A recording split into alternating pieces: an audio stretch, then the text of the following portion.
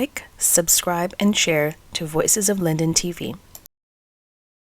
Welcome to the Senior Spotlight, where we celebrate the life experiences and accomplishments of seniors.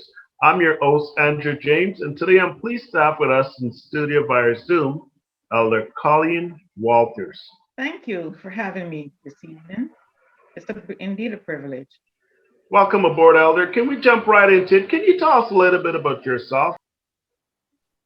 First, let's say I'm a wife. And in a matter of few months, I'll be celebrating my 50th wedding anniversary. I'm a mother of two lovely young ladies and the grandmother of one precious granddaughter. But mostly, I'm a child of God. Very good and very good. Can you tell us anything about your siblings? And if you do have siblings, what did you guys do in your younger age for fun? I am the second of 5 children and the eldest girl. So being the eldest girl, I helped my parents with my other siblings. And I was also, it was at the age of about 14, I joined the Neighborhood Pathfinder Club.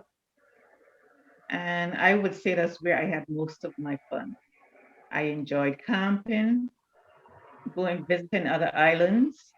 And I can say that being a Pathfinder, most of the friends that I made at that time, we are still very close up to these many years later. Very nice, Elder. So good to see you enjoying your retirement age and just relaxing at home.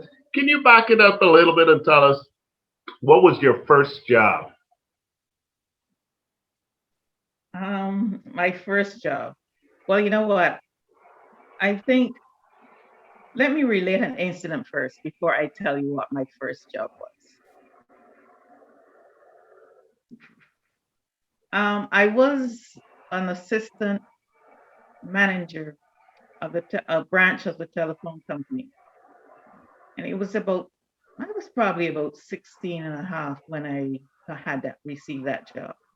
It was a very good job, very well paid, and I really enjoyed it. But eventually the branches all came together under one building, in one building. And it was at that time I was told that I had to work on Sabbaths. And I was not working on Sabbath. So because of that, I quit my job. And I'll relate this to you. I quit my job Friday evening at 3 p.m. The Sabbath morning at 9:05, I was on my way to church. The phone rang and I was offered the job that I love best, a teaching job. And I taught and that job was supposed to start the Monday. So I left my job on Friday and I started another job on the Monday. And I taught at that school until I came to Canada. I think it probably about 3 years later. Very nicely said. Elder, if we can just go back in time a little bit, if you can go back to any age, what would it be and why? Probably my late teens.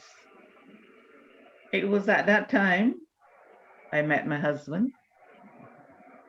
And I would say that most of the life decisions that I made that have kept me going right now was made around that time. I decided to come to Canada also. And there are other things that I did around that time that I think that I would say that was my better age. Very nicely put. 50 lovely years of marriage, beautiful family, and so much. You're a fighter in the seniors ministry. Can you tell us a little bit about what it is that keeps you going every day? What keeps you and allows you to rage on and keep fighting on? I say, firstly, God's love for me. I'm not worthy, but for some reason, I know that God loves me. And secondly, my family. I know that they love me unconditionally. And I better not open my mouth too quickly, because before I look around, what I said I want would be sitting right there. So I try to avoid saying anything. So I would say God first, my family next.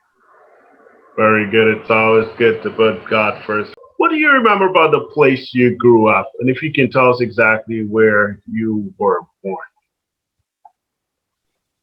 I grew up in the beautiful island of Barbados. That's where I was born. And most of you know about Barbados, so there's not much I can say. But I can say that where I grew up, I was surrounded by family. On the left side of the street was family. On the right side of the street was family. And that was because my grandfather wanted no other persons to live there but family. And if you go back to Barbados right now, you'll find that family still lives on the left-hand side of the street. On the right side, there are a few people in there, but it is still all family.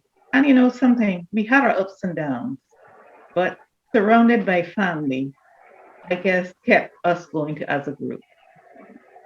Excellent. Very nicely said. Elder, we're just pushing up against time here. Just in closing, what life advice would you like to pass on to the younger generation? Firstly, I would like to let our young people know that Jesus is real. We have to hold on to him. You know, we may encounter many pitfalls in life, which is normal, but let us remember that Jesus never fails. And he is coming sooner than we think. We better be ready. And as seniors, mothers and fathers in the church, I would advise us to love our young people. Let them know how much we love and appreciate them. And let them know that they can count on us. And you'll find if young people knows that, they would hang on to you. But mostly, let us all be ready when Jesus comes.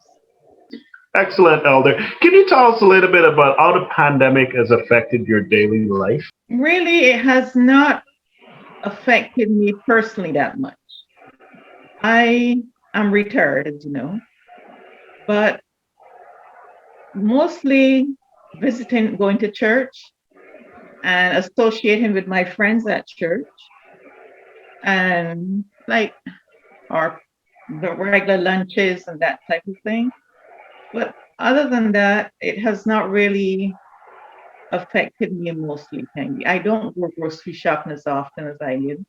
As I said, I usually have my groceries picked up or delivered, and I'm still around my family. So in some ways, it has affected my going out and coming in. I would have been on many trips to Barbados by now and other places. But other than that, I can't say I am really affected that much. Very well, nice to say. Hello, Walters, on behalf of everyone at the Senior Spotlight, I want to take this opportunity to thank you very much for being a part of your show. God bless you. Stay safe, and we'll be in touch soon. Thanks very much. Thank you so much for having me. God bless you.